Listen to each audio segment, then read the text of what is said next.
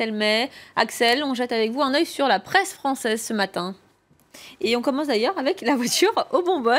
La femme recherchée, neutralisée, c'est sous ce titre que le Parisien aujourd'hui en France revient sur l'arrestation de 3 suspects radicalisés hier soir au sud-est de Paris. Oui, bonjour. 5 jours après la découverte d'une voiture mystérieusement chargée de bouteilles de gaz en plein cœur de Paris, l'enquête s'est vivement accélérée hier en début de soirée dans une commune de l'Essonne. La fille du propriétaire apparemment de la voiture et 2 autres femmes ont donc été arrêtées. Les enquêteurs ont perquisitionné l'appartement qu'elles occupaient et selon le Parisien aujourd'hui en France, l'une des femmes aurait été en contact sur Internet avec la veuve du terroriste de l'hypercachère de la porte de Vincennes, l'un des auteurs des attentats de janvier 2015 à Paris.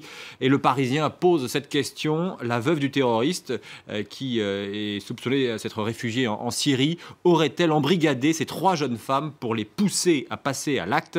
Question pour l'instant sans réponse.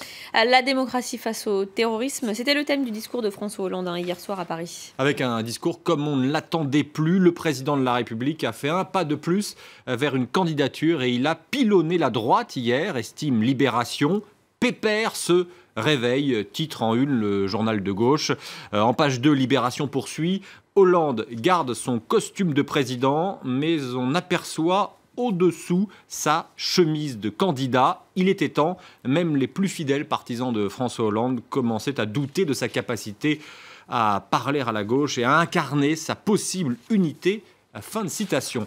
Pour le Figaro, avec ce discours prononcé hier à Paris, Hollande veut imposer à la gauche sa candidature pour 2017. Au plus bas dans les sondages, le chef de l'État revêt les habits du candidat et il a tenu des paroles offensif contre les candidats de droite. Il s'est surtout appliqué à cibler Nicolas Sarkozy, relève aussi le Figaro.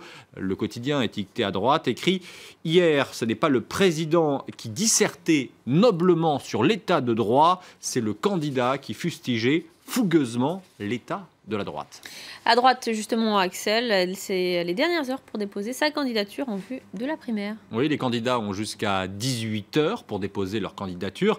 Il leur faut suffisamment de parrainage. 5 d'entre eux sont sûrs de participer à la compétition. Alain Juppé, Nicolas Sarkozy, Bruno Le Maire, François Fillon et Jean-François Copé. Pour tous les autres, la quête va durer jusqu'à l'heure limite, ou presque. Nathalie Kosciusko-Morizet a confirmé hier soir qu'elle avait obtenu suffisamment de signatures pour se présenter, soit 250 élus, dont 20 parlementaires et 2500 militants les Républicains.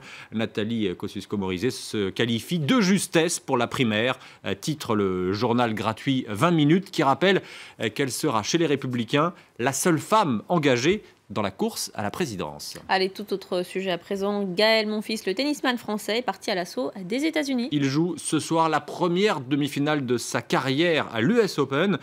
Comme l'écrit le quotidien sportif L'Équipe, c'est à l'attaque. Mais attention, en face, adversaire d'exception, le numéro 1 mondial, Novak Djokovic, que n'a jamais encore battu Gaël Monfils en 12 confrontations. C'est l'heure de vérité, renchérit L'Équipe. Et pour en arriver là, Monfils a changé. Le showman qui vit en lui ne s'est pas volatilisé, écrit le journal, mais il réserve son fun et sa folie douce hors des cours à son clan rapproché. On l'a vu il y a quelques jours lors de ses 30 ans faire du tennis pétanque. Et puis il a réduit ses coups spectaculaires durant les matchs. On ne reconnaît plus la Monf, le surnom de Monfils. Ses adversaires non plus ne le reconnaissent plus et ils ne s'en réjouissent pas, conclut le journal sportif. Merci Axel, mais on vous retrouve tout à l'heure pour la revue de presse internationale.